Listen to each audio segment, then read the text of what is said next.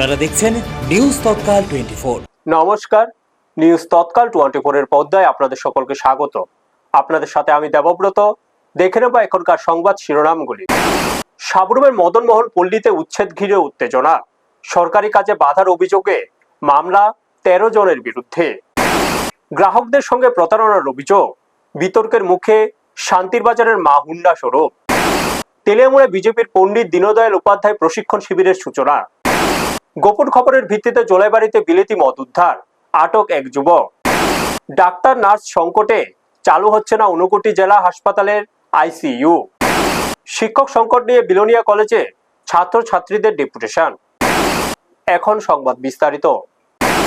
সাবরুম মহকুমার মদনমোহন পল্লীতে জমি উচ্ছেদকে কেন্দ্র করে কয়েকদিন আগে ব্যাপক উত্তেজনা সৃষ্টি হয়। প্রায় 10 কানি জমি নিয়ে দীর্ঘদিনের বিরোধের জেরে শেষ পর্যন্ত আদালতের নির্দেশে এলাকায় উচ্ছেদ অভিযান চালায় প্রশাসন। ঘটনাকে ঘিরে এলাকা জুড়ে চাঞ্চল্য ছড়িয়ে পড়ে। জানা গেছে, জমি সংক্রান্ত বিরোধ নিয়ে বীরবল সিং বিলোনিয়া সিভিল কোর্টে ননীগোপাল দে সহ প্রায় 10 থেকে 12 জনের বিরুদ্ধে মামলা দায়ের করেন। দীর্ঘ শুনানির পর আদালত উচ্ছেদের নির্দেশ জারি করে। সেই নির্দেশ মোতাবেক কমিশনার, পুলিশ বাহিনী এবং টিএসআর জওয়ানের উপস্থিতিতে উচ্ছেদ অভিযান হয়। প্রশাসনের পক্ষ থেকে শান্তিপূর্ণভাবে উচ্ছেদ প্রক্রিয়া সম্পূর্ণ করার চেষ্টা করা হলেও অভিযানের সময় পরিস্থিতি উত্তপ্ত হয়ে ওঠে বলে অভিযোগ। এদিকে এই ঘটনাকে কেন্দ্র করে সাবরুম শহরের পরিচিত ব্যবসায়ী ও মায়া ভ্যারাইটিজের মালিক সজল দাসের বিরুদ্ধে গুরুতর অভিযোগ উঠেছে। অভিযোগ, তার নেতৃত্বে কিছু এলাকাবাসী সরকারি উচ্ছেদ কার্যক্রমে বাধা সৃষ্টি করেন। ঘটনার পর প্রশাসনের পক্ষ থেকে সজল দাস সহ মোট 13 জনের বিরুদ্ধে এসডিপিও মামলা দায়ের করেছেন বলে জানা গেছে। আদালত সূত্রে আরো জানা যায়, সরকারি কাজে বাধা দেওয়ার অভিযোগে সজল দাসকে আদালতে দ্বারস্থ হতে হয়। পরবর্তীতে তিনি আদালতে ক্ষমা প্রার্থনা করলে আদালত তাকে 5,000 টাকা জরিমানা করে বলে সূত্রের খবর। বর্তমানে পুরো ঘটনাকে কেন্দ্র করে এলাকায় চাঞ্চল্যের পরিবেশ বিরাজ করছে। প্রশাসনের পক্ষ থেকে আইন শৃঙ্খলা পরিস্থিতির উপর কড়া নজর রাখা হচ্ছে বলে জানা গেছে। ব্যুরো রিপোর্ট, নিউজ তৎকাল 24। শান্তির বাজারে মা হুন্ডা বাইক শোরুমকে ঘিরে একের পর এক অভিযোগ সামনে আসছে। দীর্ঘদিন ধরে গ্রাহকদের একাংশের অভিযোগ, বাইক সার্ভিসিং এর সময় তাদের সার্ভিসিং রুমে প্রবেশ করতে দেওয়া হয় না। এর ফলে বাইকের ভালো যন্ত্রাংশ খুলে অন্য যন্ত্রাংশ লাগিয়ে অতিরিক্ত বিল নেওয়া হচ্ছে বলে অভিযোগ ওঠে। ও সম্প্রতি এক গ্রাহক এই অভিযোগ নিয়ে সংবাদ মাধ্যমে দ্বারস্থ হন। অভিযোগ জানানোর সময় শোরুমের এক কর্মী এসে তাকে বাধা দেন বলেও দাবি করা হয়েছে। এছাড়াও শোরুমের বাইক জাতীয় সড়কের পাশে রাখা থাকায় সাধারণ মানুষের যাতায়াতে অসুবিধা সৃষ্টি হচ্ছে বলেও স্থানীয়দের অভিযোগ। পুরো ঘটনাকে কেন্দ্র করে শান্তির বাজার এলাকায় ব্যাপক আলোচনা শুরু হয়েছে। স্থানীয় বাসিন্দাদের দাবি, গ্রাহকদের সঙ্গে প্রতারণার অভিযোগের সত্যতা খতিয়ে দেখে প্রশাসন যেন দ্রুত উপযুক্ত ব্যবস্থা গ্রহণ করে। ব্যুরো রিপোর্ট, নিউজ তৎকাল 24। কি হয়েছে কোনছে 1950 টাকা দিছি। হ্যাঁ, আমার লুটের জানা হয়েছে পুরান জিনিসটা দিবেন। কোন শোরুম? কইবেন যে এটা কোন মা হন্ডা শোরুম? না না, দাঁড়াও দাঁড়াও দাঁড়াও দাঁড়াও, কথাটা বানায় কইলেই তো না। আমরা ইন্টারভিউ লতে যাই, কথা না বলে আমরা ইন্টারভিউ আপনি কেন আসলেন? আপনি কে? না না, আমি মেকানিক। আপনি কে? আপনি এই শোরুমের কি দায়িত্বে আছেন? আপনি এই শোরুমে কি দায়িত্বে আছেন? আমি টেকনিশিয়ান। আপনার কথা আপনার কাছে কি আমরা প্রশ্ন করেছি? আপনার কাছে আমরা কোশ্চেন করেছি? না, আপনার কাছে কোশ্চেন করেছি? আপনি কে? কে আপনি? কেন আছেন আপনি? আমি আইছি আপনার নাম কি? আসার জন্য। হ্যাঁ, বলেছি আসার জন্য। আপনার নাম কি? হ্যাঁ, আপনি আমাদের কাছে বাধা দিবেন কে? আপনি কে? আমি আপনার কাছে বাধা দিতেছি। বাধা দিচ্ছেন? আপনি দিচ্ছেন? আপনি কে? কে আপনি বলেন, আপনার পরিচয় কি? আপনি এই শোরুমে কি দায়িত্বে আছেন? আমি টেকনিশিয়ান দায়িত্বে আছি। ঠিক আছে। আচ্ছা, আপনারা বাইকগুলো রাস্তাতে কেন?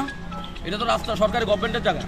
কেন বাইকগুলো রেখেছেন এভাবে? পারমিশন হতে আছে। হ্যাঁ, পারমিশন আছে। দেখান, পারমিশন দেখান। পারমিশন দেখান। দেখেন না, পারমিশন দিয়েছে? দেখেন না, দেখেন না, পৌর পরিষদ দিয়েছে। কে দিয়েছে? দেখেন না, কে দিয়েছে আপনাকে পারমিশন? দেখেন না। রাস্তার মধ্যে বাইক রাখার। এই ব্যাগ আর এর উড়ে হলাইছি। হুম আর গিয়ে এই গিজ বাড়াইছি। হুম এই গিজটাও দিছিল কয় দিলাম না। কয় যে আপনি কি দেবেন নাই, যে আমার এই জেডার আছে, টাকা আছে। কে বলেছে আপনাকে এই কথাটা? এটা ম্যানেজে কইছে। আর হ্যাঁ? ওই ম্যাডামে কইছে যে আচ্ছা, আপনি হিয়ে দেয় না গরম আই যা শাসন করি এর অভ্যেস আছে। আচ্ছা, আচ্ছা। অভ্যেস আছে। হুম। গরম দিনের অভ্যেস আছে। তার মানে কোনো চুরি করবে না। এবার ব্যাগটা গিয়ে দিছে আর এর উঠে দিল। এইটাই আর কথা। এই শুধু চলছে আমার এটা কোন জায়গা? আমার বাড়ি না, এই শোরুমটা কোন জায়গায় অবস্থিত? শান্তির বাজার। আচ্ছা। তেলিয়ামুড়া বিজেপি মণ্ডলের উদ্যোগে এবং দলীয় রাষ্ট্র ও প্রদেশ কমিটির নির্দেশে 2 দিন ব্যাপী প্রশিক্ষণ শিবিরের আয়োজন করা হয়। তেলিয়ামুড়ার কবি নজরুল দ্বাদশ শ্রেণী বিদ্যালয়ে অনুষ্ঠিত এই শিবিরের উদ্বোধন করেন ত্রিপুরা বিধানসভার মুখ্য সচেতক কল্যাণী সাহা রায়।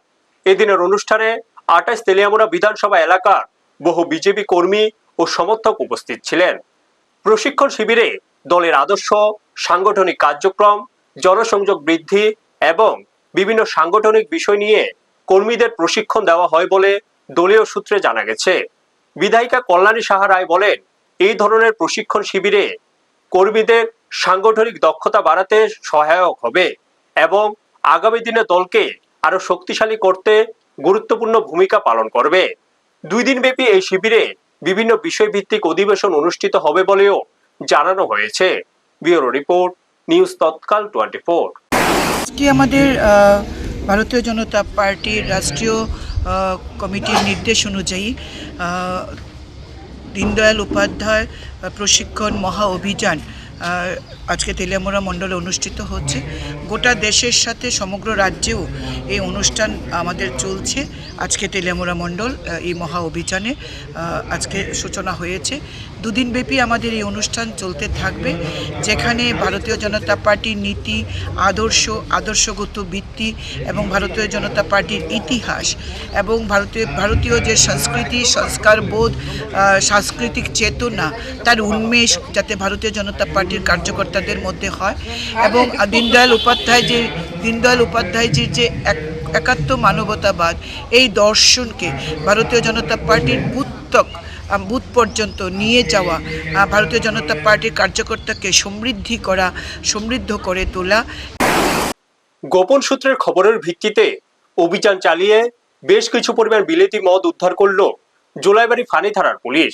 শুক্রবার রাতে নাইট পেট্রোলিং পার্টির কাছে খবর আসে একটি অটো গাড়িতে করে বিলেতি মদ পাচার করা হচ্ছে।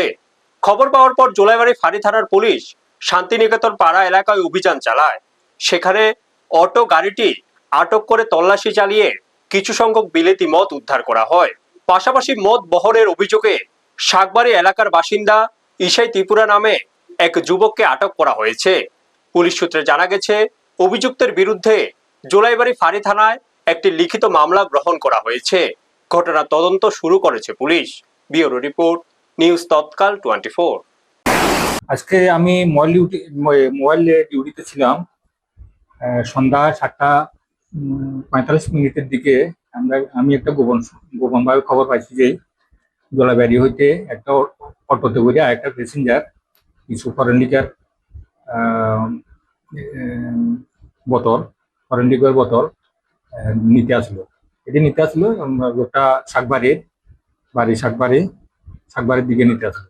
তখন আমি সঙ্গে সঙ্গে স্পটে আইয়া অটোটা আটকাই এবং চেক করিয়া 4টা হিউম্যান 9000 বোতল আর একটি রয়্যাল চ্যালেঞ্জ ওয়েট হলো 750 ml আর একটি হলো রয়্যাল চ্যালেঞ্জ 375 ml, টোটাল 6 নং বোতল আমরা পাইছি এবং এগুলা সিজ করছি 69 TE অ্যাক্টে। তাকে অ্যারেস্ট করছি 69 TE। ডাক্তার ও নার্সের তীব্র সংকটের কারণে এখনো চালু করা সম্ভব হয়নি ঊনকোটি জেলা হাসপাতালের ICU পরিষেবা। সমস্ত পরিকাঠামো ও প্রয়োজনীয় যন্ত্রপাতি প্রস্তুত থাকলেও দীর্ঘ 6 বছর ধরে পরিষেবা বন্ধ থাকায় সাধারণ মানুষের মধ্যে ক্ষোভ বাড়ছে। জানা গেছে 2020 সালেই 6 শয্যা বিশিষ্ট ICUর জন্য প্রয়োজনীয় যন্ত্রপাতি হাসপাতালে এসে পৌঁছায়, কিন্তু পর্যাপ্ত জনবলের অভাবে আজ পর্যন্ত ICU চালু করা যায়নি। এই হাসপাতালের উপর শুধু ঊনকোটি জেলার মানুষই নয়, লংতরাই ভ্যালির বিস্তীর্ণ এলাকার মানুষও চিকিৎসার জন্য নির্ভরশীল। হাসপাতাল সূত্রে জানা যায়, ICU পরিষেবা চালুর জন্য অন্তত 4 জন ডাক্তার, 5 থেকে 6 জন নার্স এবং পর্যাপ্ত GDA স্টাফ প্রয়োজন। ঊনকোটি জেলা হাসপাতালের MS ডাক্তার রোহন পাল জানান, প্রয়োজনীয় স্টাফ নিয়োগের জন্য ইতিমধ্যেই রাজ্য সরকারকে লিখিতভাবে জানানো হয়েছে। জনবল পেলেই ICU পরিষেবা চালু করা সম্ভব হবে বলেও তিনি জানান। বর্তমানে আইসিইউ পরিষেবা না থাকায় জটিল রোগীদের অনেক ক্ষেত্রেই আগরতলা বা বেসরকারি হাসপাতালে রেফার করতে হচ্ছে বলে অভিযোগ উঠেছে। এতে রোগী ও তাদের পরিবারের ভোগান্তি আরো বাড়ছে। ব্যুরো রিপোর্ট, নিউজ তৎকাল 24। সমস্ত ধরনের উপকরণ থাকা সত্ত্বেও কেন চালু হচ্ছে না ঊনকোটি জেলা হাসপাতালে আইসিইউ পরিষেবা? আইসিইউ পরিষেবাটা শুরু করতে আমাদের যেই সাপোর্টটা দরকার, যেমন ডক্টরস লাগবে একটু, তারপরে কিছু স্টাফ নার্স লাগবে, তারপর জিডিএস লাগবে। তো ডক্টর আর স্টাফ নার্সের জন্য আমরা রিকোয়েস্ট পাঠিয়েছিলাম ডিএইচএসকে।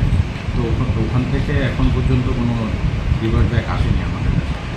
কতজন ডাক্তার বা নার্স বা জিডিএস স্টাফ যে বললেন আপনি, মানে কতজন লাগতে পারে?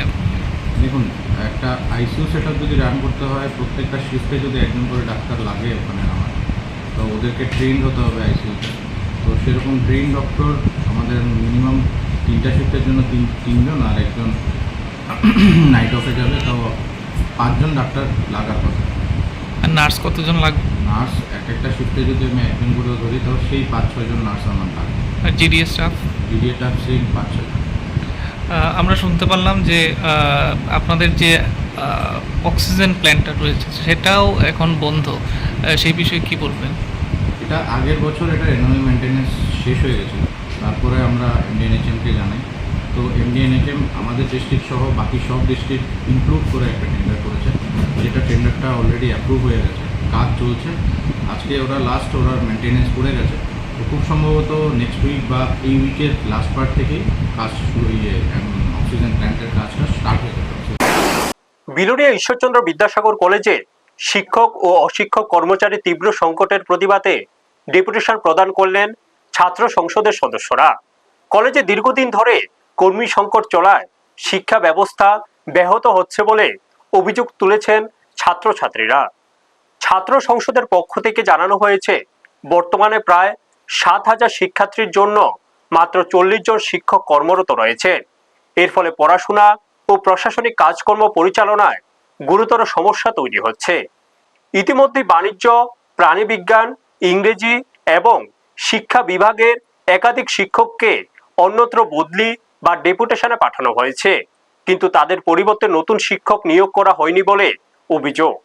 অন্যদিকে অশিক্ষক কর্মচারীর ক্ষেত্রেও সংকট প্রকট আকার ধারণ করেছে। একজন গ্রন্থাগারিক ও একজন সিনিয়র গ্রুপ সি কর্মচারী বদলি হলেও তাদের স্থলাভিষিক্ত কাউকে নিয়োগ করা হয়নি। এছাড়া কয়েকজন দৈনিক মজুরি ভিত্তিক কর্মী কাজ হারিয়েছেন বলেও জানিয়েছে ছাত্র সংসদ। সম্প্রতি কয়েকজন শিক্ষক অবসর গ্রহণ করায় পরিস্থিতি আরো জটিল হয়ে উঠেছে। এই পরিস্থিতির মধ্যে ইতিহাস বিভাগের শিক্ষক সুশীল কলইয়ের বদলি আদেশ নিয়ে উদ্বেগ প্রকাশ করেছে ছাত্র সংসদ। তাদের দাবি, এই বদলি কার্যকর হলে কলেজের শিক্ষা ব্যবস্থা আরো ক্ষতিগ্রস্ত হবে। ছাত্র সংসদের পক্ষ থেকে সংশ্লিষ্ট কর্তৃপক্ষের কাছে সুশীল কলইয়ের বদলি আদেশ স্থগিত রাখা অথবা দ্রুত বিকল্প শিক্ষক নিয়োগের দাবি জানানো হয়েছে। পাশাপাশি আগামী সোমবারের মধ্যে কার্যকর পদক্ষেপ না নেওয়া হলে ছাত্রছাত্রীদের স্বার্থে গণতান্ত্রিক আন্দোলনে নামার হুঁশিয়ারিও দেওয়া হয়েছে। ব্যুরো রিপোর্ট, নিউজ তৎকাল 24। নমস্কার। ঈশ্বরচন্দ্র বিদ্যাসাগর মহাবিদ্যালয়ে ছাত্রছাত্রীর সংখ্যা প্রায় 7,000। এর মধ্যে আমাদের শিক্ষক শিক্ষিকার সংখ্যা মাত্র 40 জন।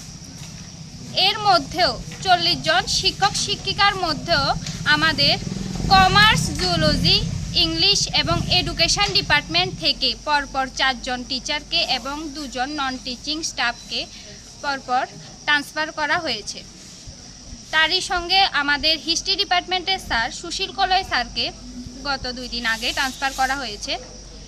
আমরা সুশীল কলই স্যারের এই ট্রান্সফারের বিষয়টি নিয়ে প্রিন্সিপাল স্যারকে মেমোরেন্ডাম দিই এবং আমরা জানাই যে আগামী সোমবার সকাল 11টার মধ্যে যদি আমাদের এই সমস্যার কোনো সমাধান না দেয়া হয়, তাহলে আমরা ঈশ্বরচন্দ্র বিদ্যাসাগর মহাবিদ্যালয়ের সকল ছাত্রছাত্রীরা মিলে এক বৃহত্তর আন্দোলনে সামিল হব। ধন্যবাদ। এখনকার মতো সংবাদ এই পর্যন্তই। আমাদের অন্যান্য অনুষ্ঠানের জন্য চোখ রাখুন নিউজ তৎকাল 24 এর পর্দায়।